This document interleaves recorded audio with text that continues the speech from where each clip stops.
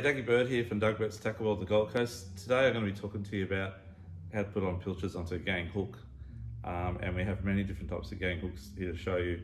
So I'm going to show you the different types of gang hooks that you could use, how to make a gang hook, how to put the pilcher on properly on each of those gang hooks, and what I use. So we'll start with what's readily available, then what to make up for yourself, okay?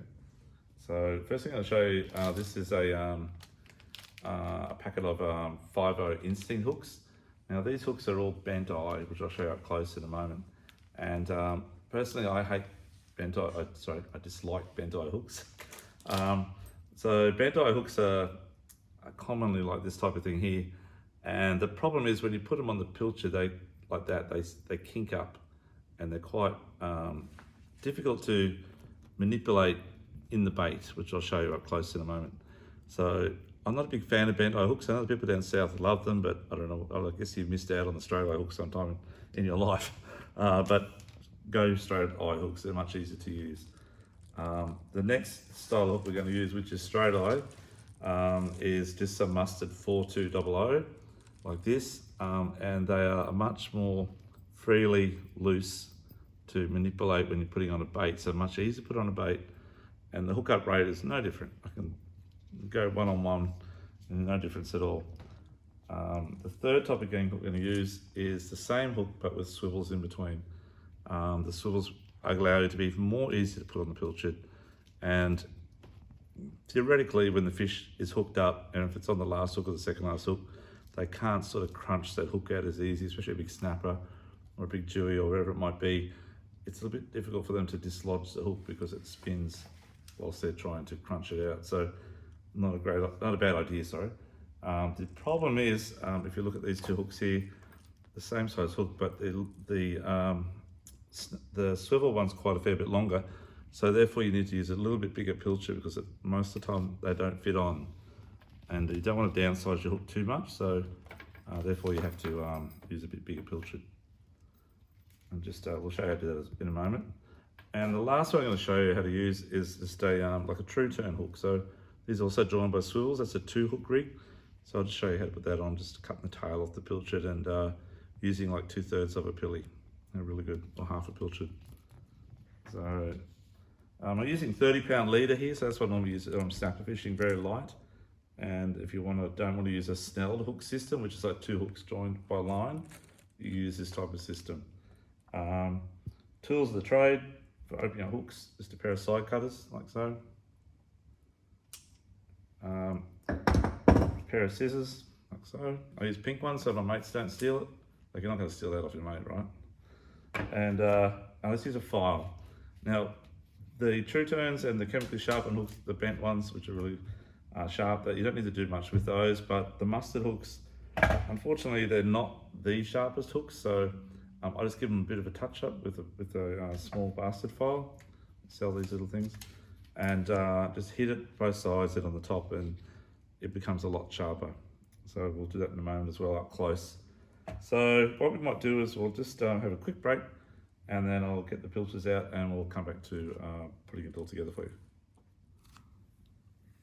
Okay, welcome back. Okay, I'm going to show you how to gang up the hooks first, but before we do, I'm just going to quickly sharpen the hook. So you can see the hook here, it's not very sharp. So I just hit it on that angle there, same angle as what the file already is, just a couple of times like that. And then same on the side here.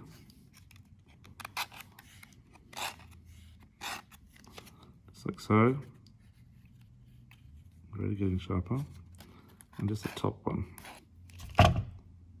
That's much sharper now. So just like so.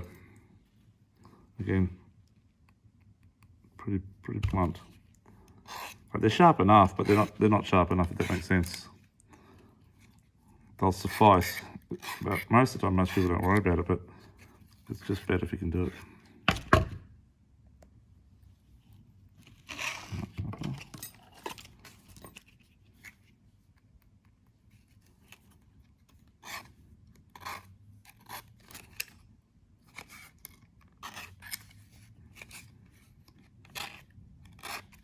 If you've got a vise, it's even better.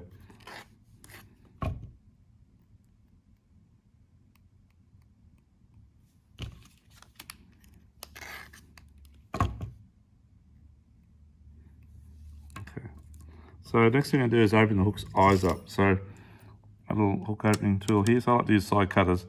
I don't like to use the hook opening pliers too much on smaller hooks because it tends to open up too much, especially if they're chemically sharpened ones, and they'll just split.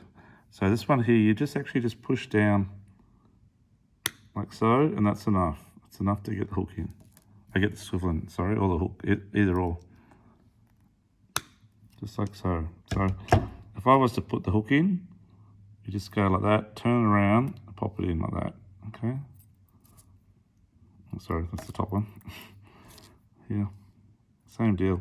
You can either go that way, it goes in straight away. And that's it. And if you're going to close it up, you just roll it forward, which I'll show you in a minute with the swivels on. So on this particular one, we're going to put swivels on it. So I also need to open up that top hook as well.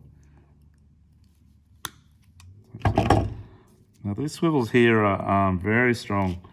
They're made by Optia, a Tackle product, but these are stainless steel, so they're the world's strongest little swivels. So they're actually 60 kilos, and that's genuine.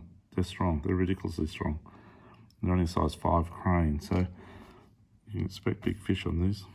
So to put the hooks on, just in the eye of that and around, that's it. So same deal as the top hook here I've got here. So in there, oh sorry, bring that down like so. I'll put the bottom hook on. I'm actually going to swap this around, sorry. Middle hook. And now the top hook. It doesn't matter which order you do it in, as long as they all go together. That's it. So now we're going to roll those hooks and close them up. So in the pliers, I do use this top part, but it's really important that you hang on really tight. Oh, the bottom's fallen. Really tight in that situation there. So you just roll it forward like so to close it. Okay, it's closed. You can see that. And then we'll do the same here again. Sorry, I don't want to do that, but it's just end here. And just roll it forward, looks like so. And then we get this one here. Back on here again. And just roll them forward as well.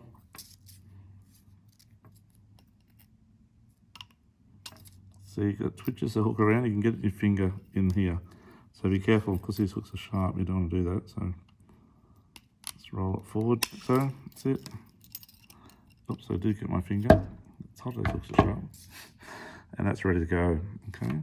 So I've got the same thing here on a bit of lines, which I'm going to show you how to put a pilly on. So I've got 5 pilchards here, and obviously this is going to be one of the bigger pilchards because it's quite a long rig.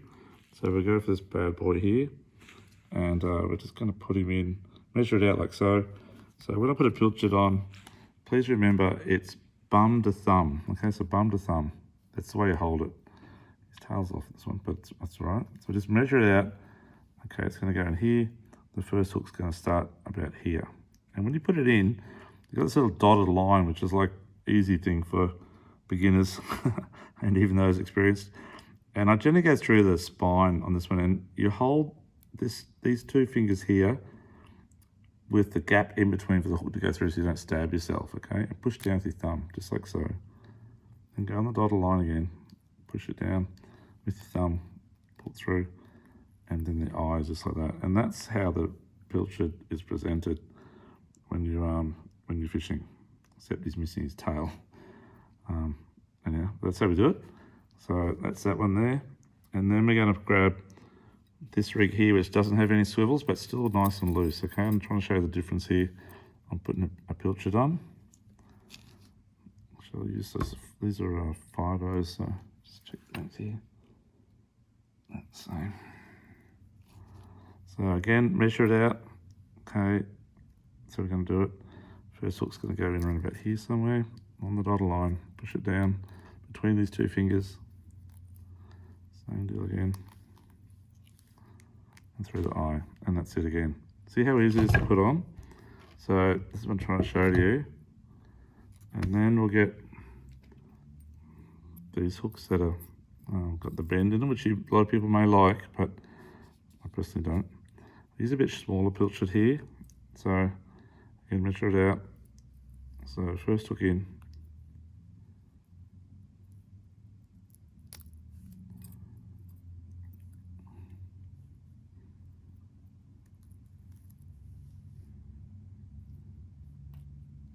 they're tighter, it's a bit more harder to go around. But the bait sits in there nice and deep because they're bent. So that's the one good thing about bent eyes, is they sit in deep in the bait, but putting it on is just a little tiny bit more difficult. And then the 2-hook rig, just give me one moment. I think it fell on the ground. Okay, I've got my 2-hook rig here. True turn hooks and swivel in between these little 4-rows. And I've cut the bait to suit the pilchard. So first hook we're going to put in just here, and second hook just in the eye here. That's it, and that's pretty well it.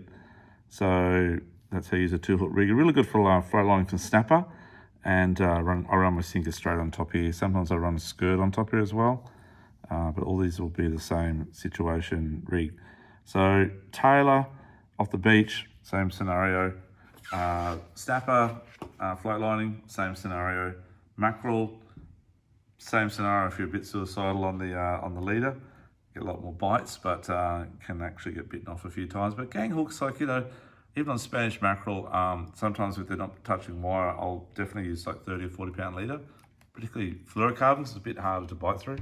Not much harder, but a little bit harder. And I'll get a lot more bites and catch a lot more fish. I might lose the odd rig, but you don't really lose much because you're using a gang hook system. So generally they won't bite, not very often above that top hook. It's sort of around the mid to bottom section. So you'll generally get the fish, and the top hook will be hanging out of its teeth. So you've got a good chance of getting it. So please don't be scared to use gang hooks rather than a snell hook in any situation that we're talking about tonight. But definitely for tail fishing, perfect. Yeah. So anyhow, good luck out there. You've got the products, mustard hooks, you've got true turn hooks. They come in 2-hook and 3-hook rigs, and all different sizes. And you've got your bent eye hooks for those of you, particularly those down south. Leader wise, yeah, 30, 40 pounds. Tiago leader is very popular. Those little very strong stainless steel Optia stainless steel crane swivel. And we just got file, scissors, and a pair of slide cutters there, and away we go. Going to do our own rigs up. And good luck out there. Thank you. It's Burt from Burt's Tackle World. Thank you. Bye.